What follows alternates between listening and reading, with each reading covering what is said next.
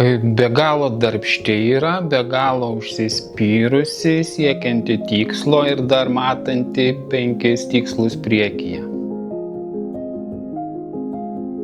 Dažniausiai ta reakcija būna, jie galvoja, kaip galima iš Vilnos, iš tokio pluošto suvelti veltinį, tvirtą tokį audinį. Tas stebina visus, bet tai yra tiesiog fizinio darbo, karščio rezultatas. O veltinių vėlimas tai tikrai labai sunkus darbas, reikalaujantis daug fizinės jėgos. Esu Alė Deksnienė, tradicinio amatų meistrė, puoselėjanti Vilnos vėlimo, kepurininkystės ir žaislininkystės amatas.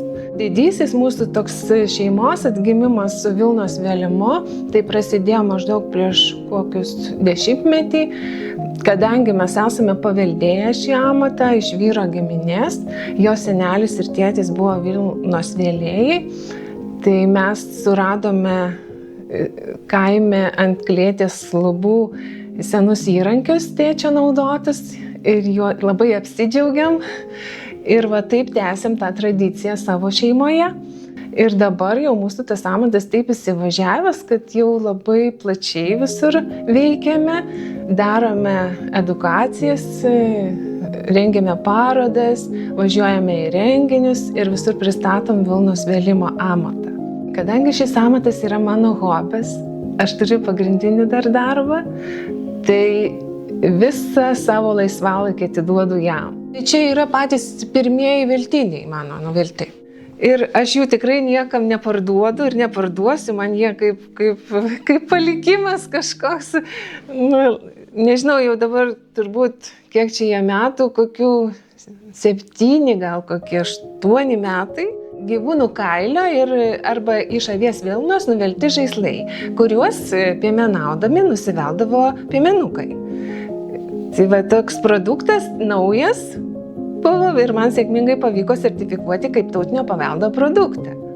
Kartais norisi kažko įvairesnio, įdomesnio, tai aš dažnai kažką sugalvoju, bet daugiausiai remiuosi irgi kita tautodailė, sakykime, dalimi. Esu dariusi karpinius veltinyje. Manau, kad pavyko. Toks sujungimas 2 žanrų. Mėnesį buvau surengusi parodą skirtą lietuvių liaudies dainų metams ir pavadinau ją O jau mano mielas kepurėlė dėjo, tiesiog iš liaudies dainos žodžių, ir ten eksponavau kepures mūsų visų regionų, skrybėlės ir tas senasis istorinis kepurė. Tada į rudenį, rugpjūčio mėnesį, rugsėjį mes surengėme savo personalinę parodą Būk kartu su vyru. Tai buvo mūsų jubiliejinė paroda šiais metais Rokiškio krašto muziejuje, kur vėlgi norėjau labai kažkokių detalių įdėti, kažko naujo. Tai pirmiausia, tai parodoje buvo mūsų visi gražiausi, geriausi darbai įvertinti ir parodose, ir konkursuose. Ir be to dar tada parengiau pagal muziejinės vertybės. Pasiskolinau iš muziejų Lietuvos eksponatus. Pirmiausia, susirinkau, sužinojau, kur kas yra. Tada juos pasiskolinau ir pasidariau replikas tų eksponatų ir buvo parodoje eksponuojami šalia muziejinės vertybės mūsų tiesiog replikos padarytos. Ir man iš tiesų šis užsiėmimas yra labai mielas, nes Vilna yra švelni, jinai lengva, jinai lengvai pasiduoda įvairiem kūriniams, tu gali sukurti bet ką, kaip ir iš molio galima nulipdyti, taip ir iš Vilnos galima daug ką nulipdyti.